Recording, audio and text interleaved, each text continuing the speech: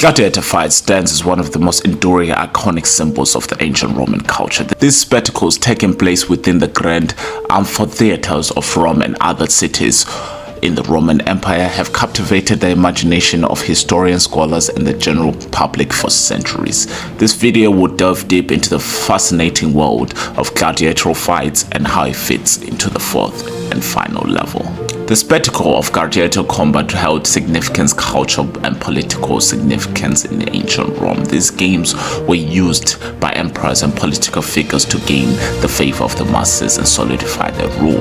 The grandeur of the events, with massive amphitheaters like the Colosseum capable of holding tens of thousands of spectators, symbolized the might and prosperity of the Roman Empire. Additionally, gladiatorial fights were a means of maintaining social order. The threat of punishment through the arena served as a deterrent and a spectacle, offering a controlled outlet for violent tendencies that might otherwise threaten public stability. Now, how does any of this fit into the fourth and final level? First, let me go through about the importance of the final level, breaking it down into several or 7 points. Firstly, the final level in a video game holds a unique position. It serves as a climax of a player's journey, wrapping up the storyline and the character development. It's the ultimate test of the skill and knowledge they've acquired throughout the game. A well-designed final level can leave a lasting impression on the player and determine how they perceive the entire game experience. The first step in creating the final level is to ensure that it integrates seamlessly with the game's narrative. The storyline should reach its crescendo, bringing all those loose ends together and building up a memorable climax. The final level should feel like the natural progression of the story, where the player's actions matter and are directly tied to the game's conclusion.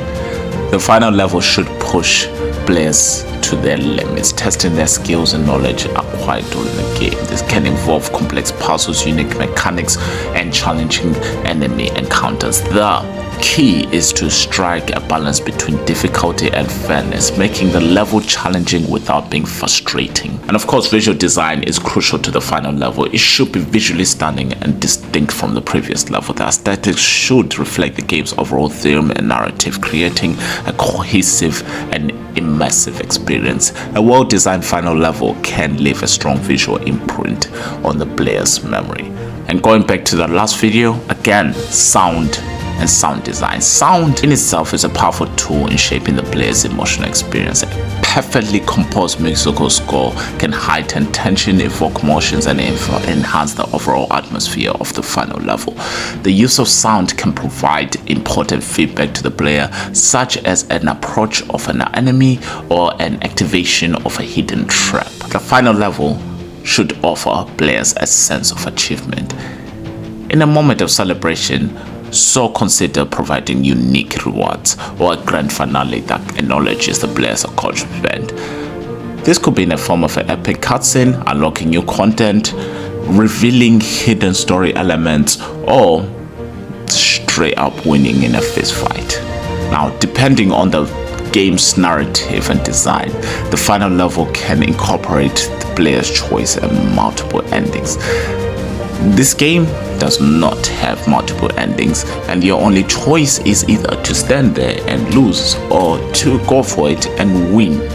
This adds replay value and a sense of agency, as players feel that their decisions have a tangible impact on the outcomes. A player's choice in the final level can lead to different resolutions, creating a personalized gaming experience. Creating a final level of a video game is a multi-dimensional process that requires careful consideration of story, gameplay, aesthetics, and player engagement.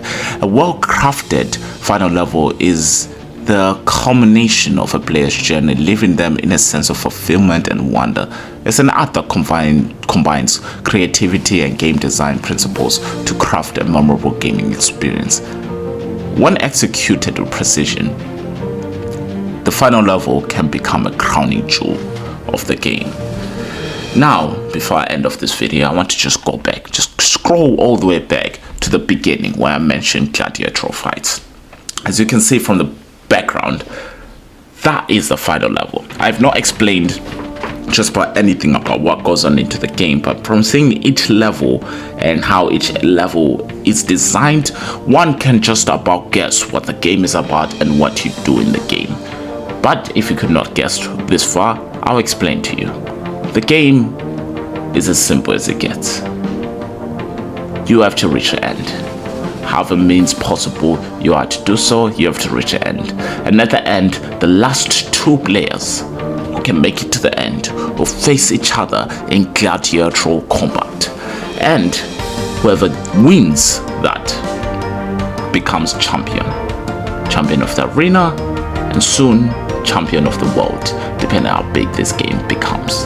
There'll be set high scores which will all clearly depend on who the winners are. I wanted to conclude this part of the video by saying this game will be out within this 10-week period.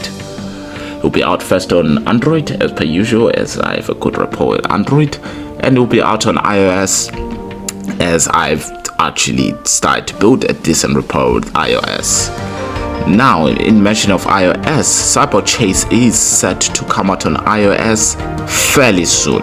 A trailer will drop for that before this game actually gets released. And that'll be the trailer for the iOS. On Android, an update trailer will be given to Cyber Chase, and a new video will be coming out very soon about Paradox Lullaby. A lot of things are going on. And to end this video, now, according to Greenleaf Group, if you're seeking a book deal with traditional publishers, it can take realistically about 2 to 3 years. However, I'm distinctly not seeking to publish my book with traditional publishers. I'm seeking to self-publish. Now, I'm guessing the first 2-3 years is just about writing your first, second, and third draft and getting that reviewed by an editor. I've got an editor in mind for this process, and I think I'm gonna go with the OpenAI ChatGPT idea of how long it would take to do this through the self-publishing ways. Now, the first step is to edit and format my book. So I need an official editor to actually edit it and to bring it back to me. I need to create a book cover, which will be easy with the abundance of AI available that can help you create that. I need to be able to copyright it, and then I need to publish it, set the pricing and distribution. I need to market and promote it, and then distribute and sell the book. Now, in this whole process, obviously, I'll be recording, posting, and advertising at the same time. So the distribution, marketing, and promotion and sales will be kind of linked into these videos. So roughly, it should take me about 6 months to do all of this. However, I like challenging myself, as you can see from the 10-week making a game. Now, I want to release this book between now and around March time, which means I have about 20 weeks to release this, to promote it, and to get ready for distribution. Is that too long of a date? We'll see. But that is a timeline I'm setting myself. This will begin almost immediately after this current game is released, and the journey to publish my book will then feed into my 2024 journey. Anyways, thank you very much for watching. Thank you very much for following this journey. As you can see, level 4 was as hyped as it can get. Make sure you download Cyber Chase. Make sure you download Paradox Lullaby. Peace.